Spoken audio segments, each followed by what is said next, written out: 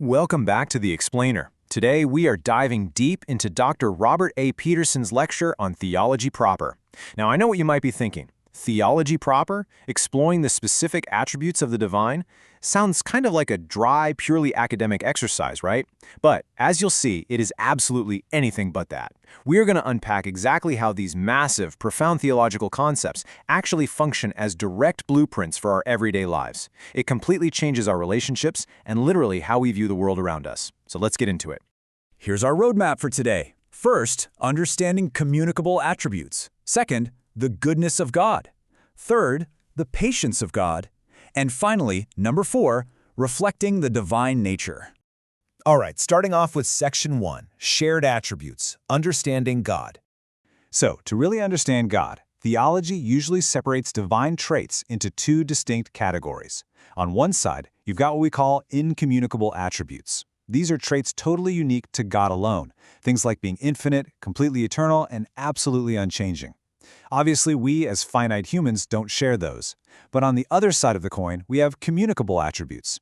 These are the traits God actively shares or, communicates with us as his human creatures. It's where we actually bear a resemblance to him.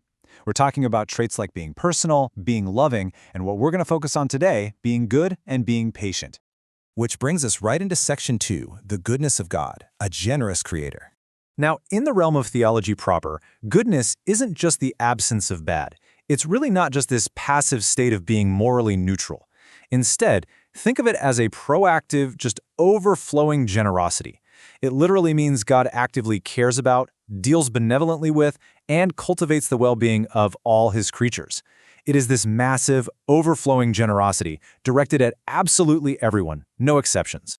And Christ actually brilliantly illustrates this universal goodness right in the Sermon on the Mount. He says, "He causes his sun to rise on the evil and the good and sends rain on the righteous and the unrighteous." It's a real game changer when you realize that God is inherently good to all his creatures, not just the ones who actively follow him. Think about it.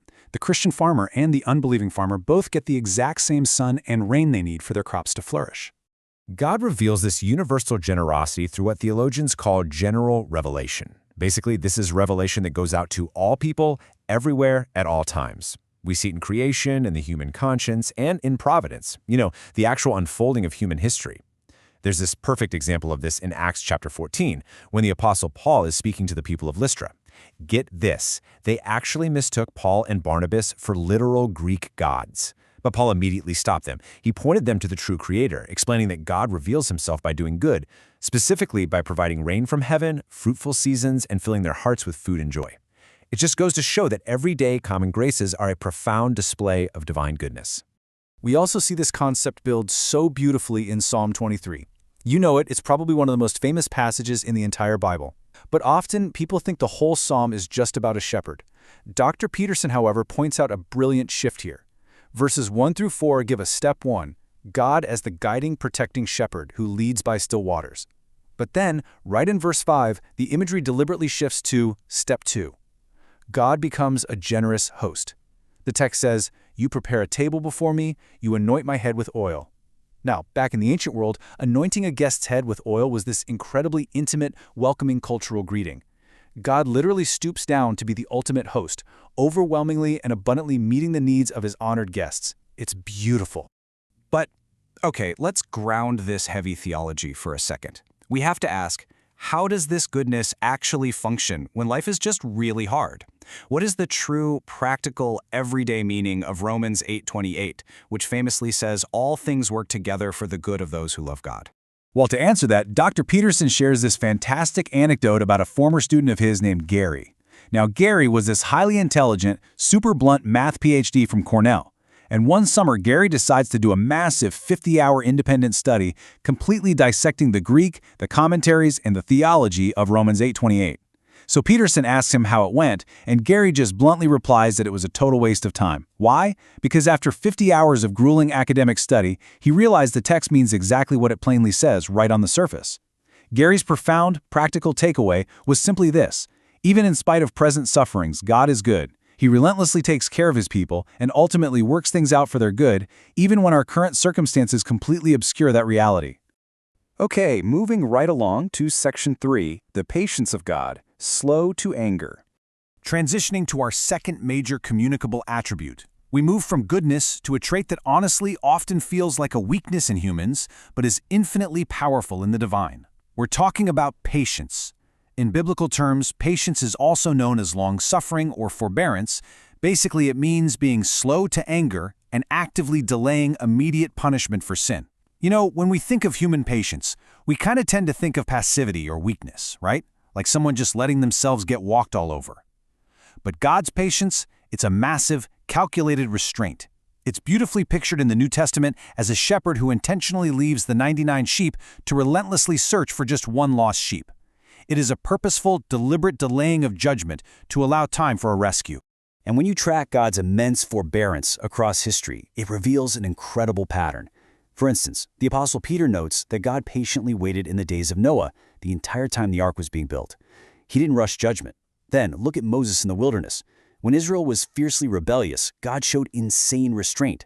Moses actually actively appealed to God's incredibly patient character, reminding him that he is, quote, slow to anger. Then fast forward to the New Testament, and we see the Apostle Paul. Paul was literally a violent persecutor of the early church. Yet, he writes that Christ showed him extraordinary patience as an example to the rest of us. God routinely delays judgment to allow time for repentance and mercy. It's just who he is.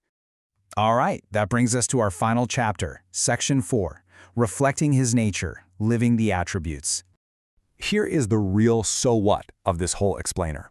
Ultimately, studying theology proper isn't just some academic exercise meant to fill our heads with a bunch of facts. No, it's an absolute blueprint for our own interpersonal behavior. Think about it.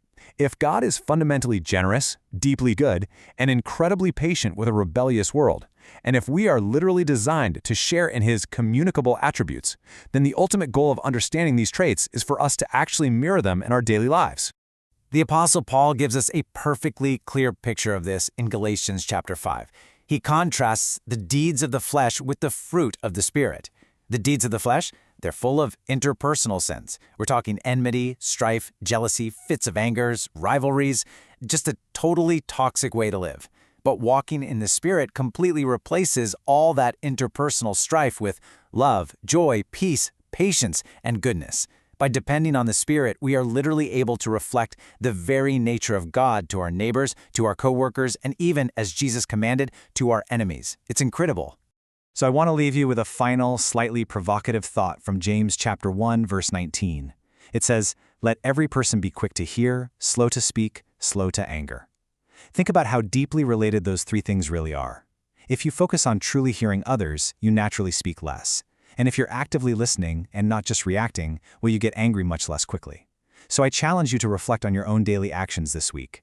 When dealing with difficult people, or when you're faced with incredibly frustrating circumstances, do your reactions truly mirror the overflowing goodness and the profound, calculated patience of the Creator we just explored? It is a really high calling, absolutely. But as we've learned today, it's exactly what we are designed to do. Thank you so much for joining me on this explainer, and keep learning.